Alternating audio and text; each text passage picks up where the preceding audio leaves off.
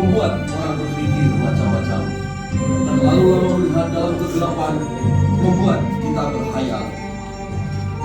Dan keberuntungan, siapa sangka aku akan menemukannya di sini, jauh dari rumah. Saya lahir di daerah Sejal di Kanton, sebagai anak pertama seorang pedagang kaya. Tepung sayur itu. Ia pergi berdoa pada leluhurnya di Kuil Bangku dan minta petunjuk.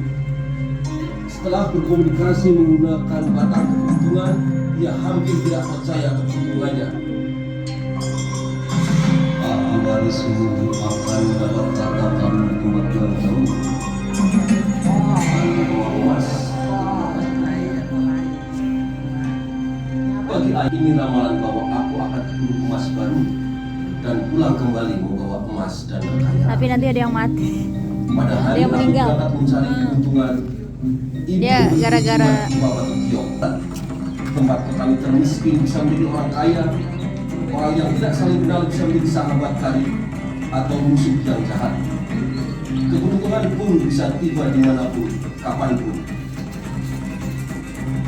Kehidupan di tambak emas panas, kacau, dan berbahaya. Semua orang tahu ada tempat yang harus dihindari dan ada orang-orang yang jangan diajak bermusuhan. Semua orang tahu, kecuali Ted. Ia jengkel bahwa orang Tionghoa dikenakan pajak tinggi di Melbourne, sebagaimana ribuan orang sebelumnya. Kami turun kapal di Roe dan berjalan kaki lebih dari 250 mil ke tambak emas. 3 minggu kemudian, kami tiba kelelahan. Ternyata ceritanya benar. Sungai-sungai berkeluhan dengan debu emas. Meskipun orang tahu harta sesungguhnya tersembunyi jauh di dalam tanah. Menambang seperti itu memerlukan alat berat dan uang banyak, lebih banyak dari yang kami miliki. Kami menjadi seorang tambang, bekerja keras dalam kegelapan dengan imbalan kecil dari apapun yang kami temukan. Dan kami menemukan banyak sekali. Sesungguhnya, salah satu tambang terkaya di Barat, tambang Wak Wak, tambang Wak Wak Kanton, dikerjakan sekelompok orang Tionghoa beberapa ratus meter di belakang kami. Betul, di sini memang ada emas, tetapi untuk mendapatkannya tidak mudah.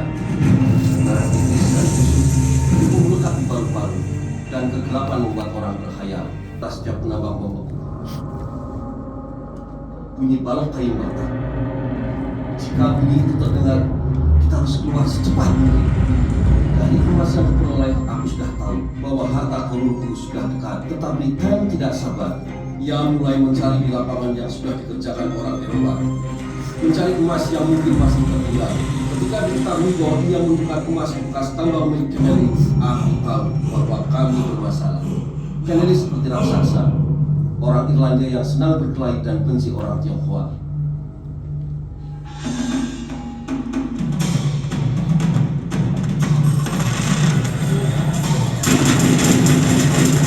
Pada malam tahun baru, suasana di kampung Tuhan Tionghoa hilang.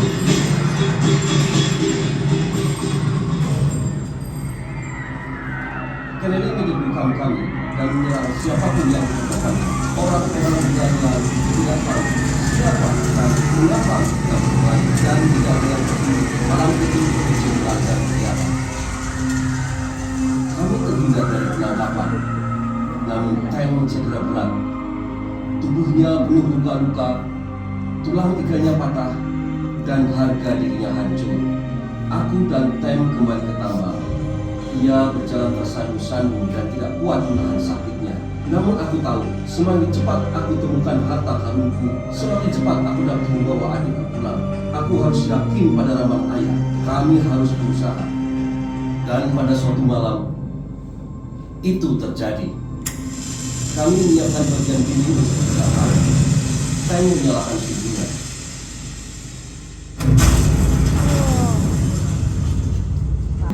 Kami melihatnya. Kilau pertama kuning cerah dalam kegelapan. Kami masih dilihat dari dekat. Berakhir sudah pembaharan kami. Kami mengambil diri dengan wajah bersih. Kami menari, menyanyi seperti anak kecil. Itulah aku melihat jimatku di kakiku. Pecah juga. Apa artinya? Tidak lama kemudian aku tahu.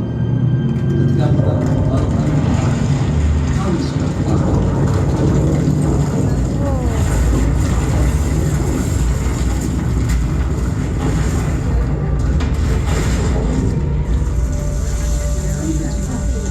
Dan emas itu dipakai. Apakah kami menemukan emas kami hanya untuk hidup?